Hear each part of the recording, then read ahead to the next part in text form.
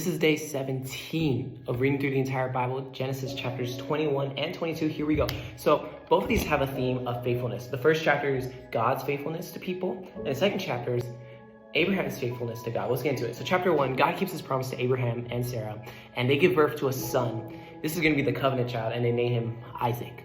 And then another part where God is faithful to his promise is when Sarah orders that Hagar and Ishmael leave, and they leave. And when they're in the desert, Hagar probably thought that they're going to die in the desert, that because they left Abraham, the promise that God has told them from the start has left them. But yet, even though that they are abandoned and they're forsaken, God didn't forsake them. In fact, God remained with them. He was with Ishmael as he grew up, and he was faithful to the promise that he made from the very start, that Ishmael will have multiple descendants and he will be a great nation too.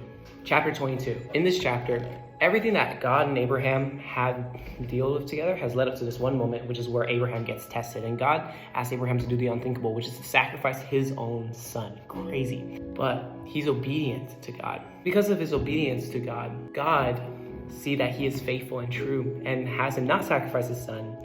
And because of his obedience, this is what verse 18, God says to Abraham, "And through your offspring, all the nations on the earth will be blessed because you have obeyed to me."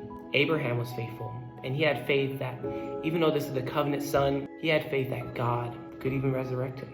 So we see God being faithful, but we also see Abraham being faithful to God. And we see that faithfulness to God is how we could be a blessing to others around us. So that's all I got for day 17. I'll see you in day 18.